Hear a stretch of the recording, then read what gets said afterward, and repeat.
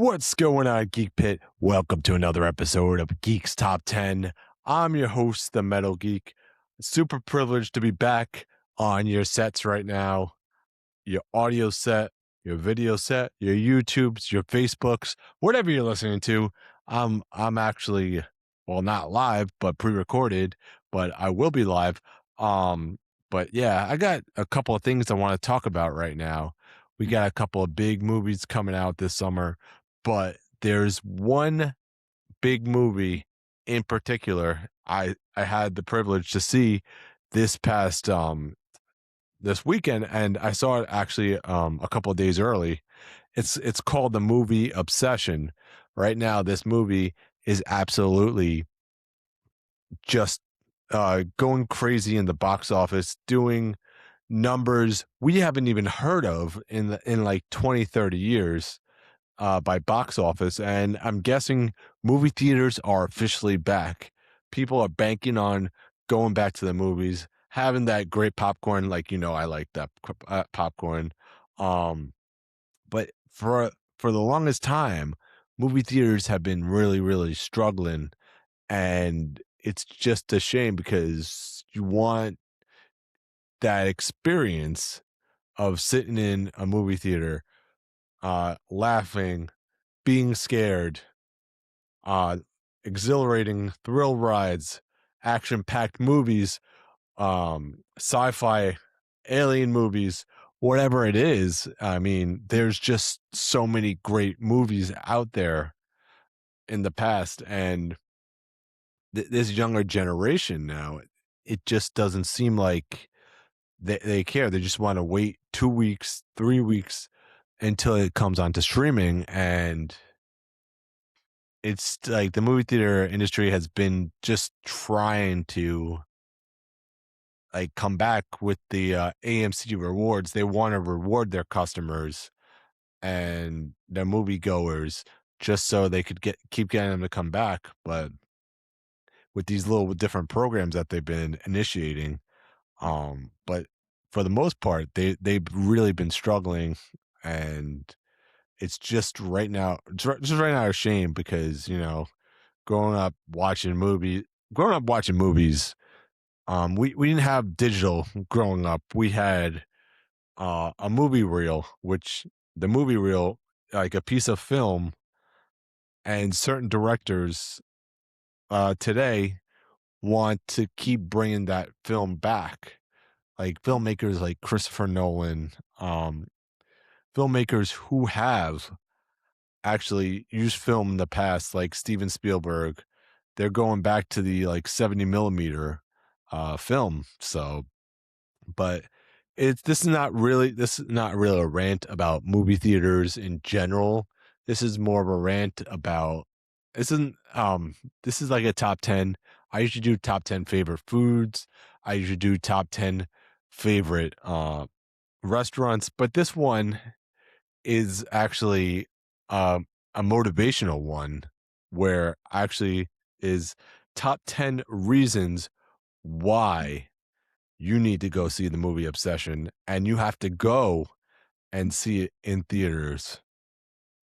Well, for my honorable mention right now, the reason you need to see this movie in theaters is because this movie's been done before, but like, a wish gone wrong.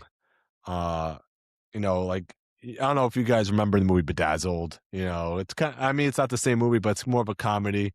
This guy had like 10 wishes, whatever, and all the wishes were wrong. So, I mean, it's kind of something like that, but in like a horror type of way. So, I really enjoyed this movie Obsession. I thought this might be a movie that's talked about in the next 10, 15, maybe 20 years from now, because this movie is just going to set the standard right now. And not only does it set the standard, like I said, these young filmmakers in their 20s are actually bringing people back to the movie theaters for a whole new generation of movies. And I'm super excited to be talking about this right now. So let's just get into my top 10 reasons why you need to go out of your way, spend your hard-earned money, and go see the movie Obsession, which is actually in theaters right now. So as of this recording right now. But yeah. Number 10. My top 10 reason. So 10. This movie beat out Star Wars. Star Wars, a legendary blockbuster film franchise for the last 30 years. Not one, but two directors beat out Star Wars. That is unheard of. Two directors in their 20s.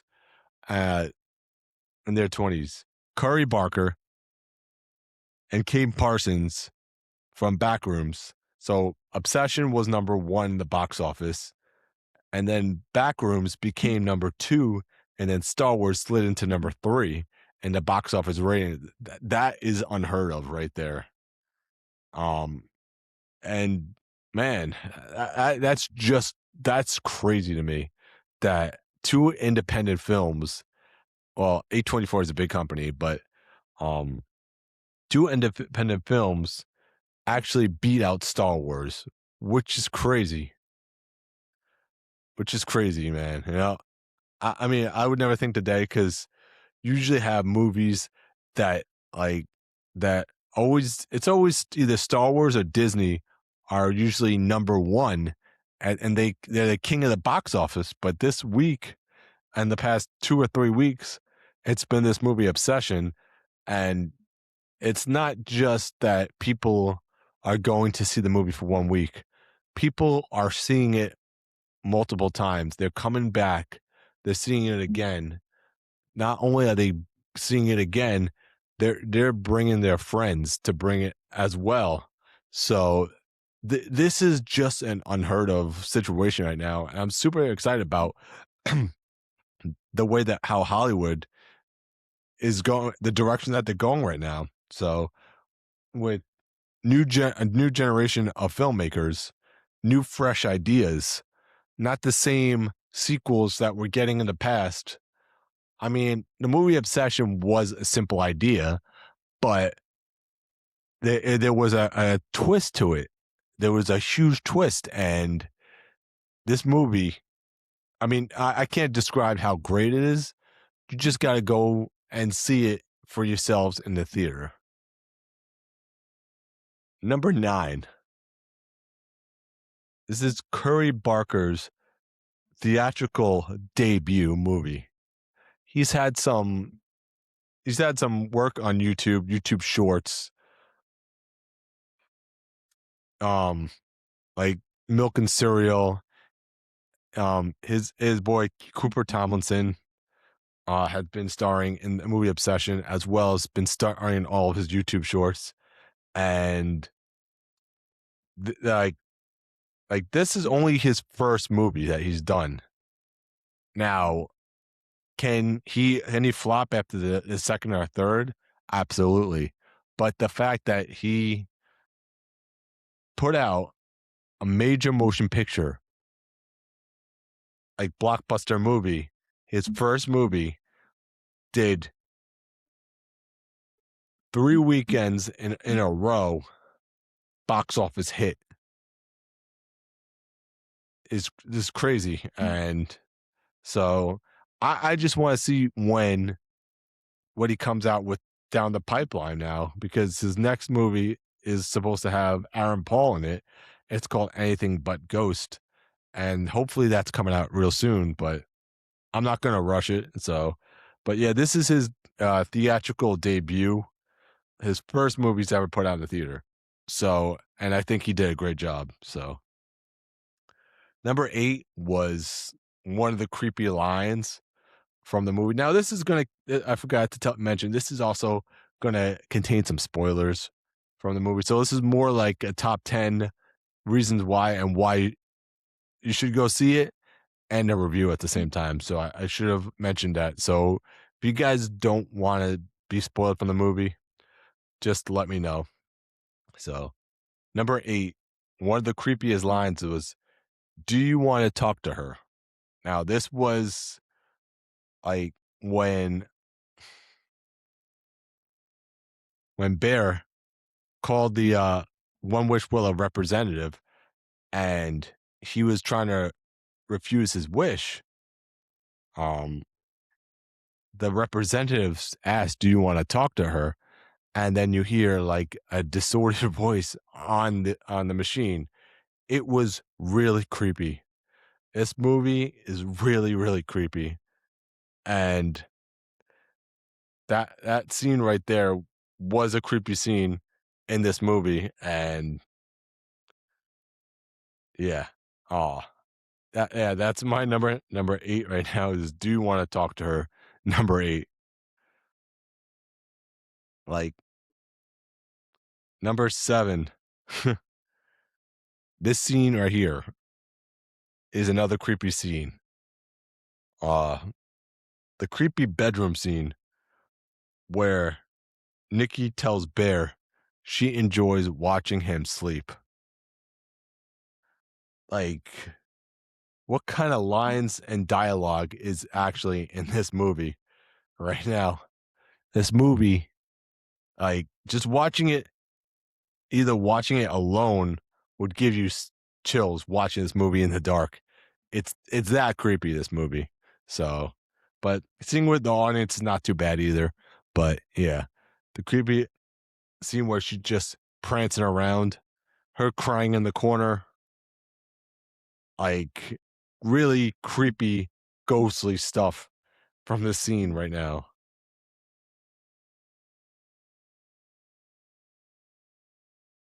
Um, like very creepy stuff. This movie, now before I get into my number 6, this movie had a lot of memes for it. A lot of memes on Facebook, Instagram. I think mostly Instagram, the memes. The memes are absolutely great on Instagram. And there was just one scene from the party that is a meme all over Instagram right now, that where Nikki actually puts on a pout face because there's actually a scene where they're playing a game of spin the bottle, and and Bear has to kiss this girl that's next to him, and it's not Nikki, by the way. So Nikki's also in the room, but this girl likes Bear. So, and Bear somewhat like this girl as well. Her name's Sarah. So, um, they're playing a game of spin the bottle, and pretty much there's a scene where it lands on Sarah, and they she pulls Nikki pulls Sarah out of the chair and removes her, and then she sits next to Bear so she could get a kiss. Pretty funny stuff right there in a horror movie, but yeah. Yeah, there's also a scene, this is actually towards the end of the movie, where Ian, which is Cooper Tomlinson, which is Bear's best friend, plays like he wants to Ian he wants Ian to wish for something, so like he never wished for Nikki or something. So Ian wished for $1 million, like a dickhead, and I guess you could say that Ian's a pretty shitty friend, you know. Um, and then it just rained like $1 million, and there was a scene towards the end of the movie um where Ian knocks on the door, and he's like, Bear, get up! I just got $1 million. Great stuff right there. Great stuff. But yeah, so there's a little comedy in the movie. The memes online make this movie that much better. So, and it actually helps with the engagement of this movie. So, But yeah, that's gonna be my number 6 right there. This movie's a little funny. So number 5, the the ending scene is so poetic. I don't want to give too much away of this ending scene, but it's kind of like how do I put it? It's kind of like a Romeo and Juliet type of tragic ending. Um, but it's the story of this movie is just so good. You have to go out of your way and see it. I don't know how to put this movie enough into words. Um, but not only is the ending scene poetic, the last maybe 10 minutes of this movie is very, very chaotic. Like it gets this movie like towards the end, like it starts off like a little calm, and then it goes 100 miles an hour and it doesn't stop. So, and then that last 10-20 minutes of this movie is absolutely crazy and such a great script. So, but I mean, and I just don't want to spoil the ending, but just go out your way to see that for that ending. Number 4, the jump scares were not cheap at all in this movie. Not cheap. Like, you know how you have some movies where you're in a dark room, you got to open a door. There's going to be a creepy monster or something scaring you or something. This movie does not do that. There are no cheap jump scares in this movie at all. Like every single jump scare in this movie is unexpected. And that's what makes a great film right there. You don't want to ruin the movie with a jump scare. But if you do, you want to plan them so perfectly the audience is not going to know what hit them. So, and the jump scares in this movie, I don't want to give too much away, but like there's a couple of scenes where there's an alarm clock going off and it's just out of the blue, something, you know what I mean? So there's just different jump scares. They're not the typical horror movie jump scares where like, so oh no, someone's at the door, and then there's like someone behind them. You know what I mean? So it's not your typical jump scares. So that's why that's gonna go in at my number 4. My number 3 right here. This movie freaked me out. If you could watch this movie, like I said, if you could watch this movie in the dark in your own time, alone, this movie would freak you out. It's such a psychological thriller. Besides it being a horror movie, it also makes you think.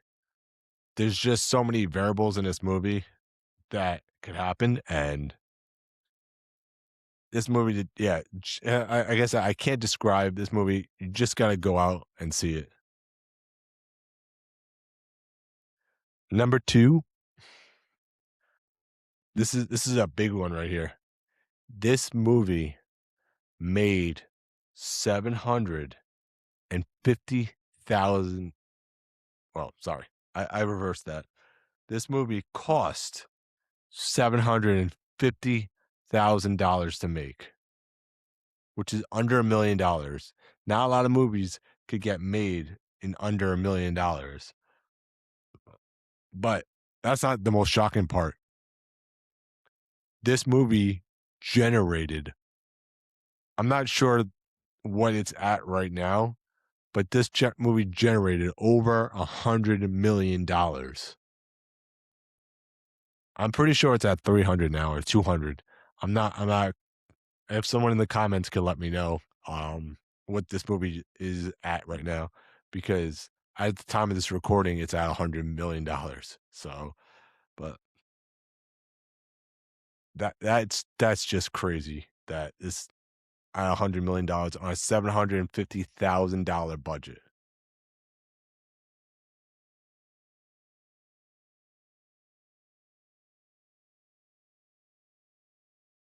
And like I said, this movie, go out of your way and see it. Do I really need to explain anymore? And not only that, we had Backrooms come in, and that movie actually is number 2 right now, and independent filmmakers are doing absolutely amazing. And this is just crazy though that we're getting this. And my number 1 on my list right now is absolutely Indy Navarrete. I hope I'm pronouncing her name right. But this movie is one of her first roles, and she nailed it. I don't know if you could put anybody else in that role of Nikki, because she started off. If you watch the beginning of the movie, how it goes, she goes from this cute, innocent girl from different stages. The way she screamed in the movie, and like I said, she went from this cute, innocent girl to this psychotic woman, like through the third act. It's like, is this the same person? Is what I want to know. Is this the same person we got from Act 1 to Act 3? But yeah, the way, like, that's what I want to know, if this is the same person, because this person, like, you wouldn't even think that it was her from Act 1 to Act 3. They're like 2 different people, 2 different actresses. And if this girl does not get an award, something, I think we're going to still be talking about this movie. Not only till next year, I think we'll be talking about this movie till 10 to 15 years from now. That's how good this movie is. And I could be wrong. I could be wrong. There could be a better movie within 6 to 10 months. Endgame could be the best movie of the year. We don't know yet. We really don't. But the fact that this movie is in a conversation, that people are talking about it, hopefully during award season, that she should get an award, absolutely crazy. And wow, that's my top 10 right there. So I mean, what do you guys think of the movie? Am I spot on with these? Am I wrong? Am I right? Let me know in the comments below, because I might go see this movie again. I don't know about you guys, but if I don't, I will see you guys in the next one.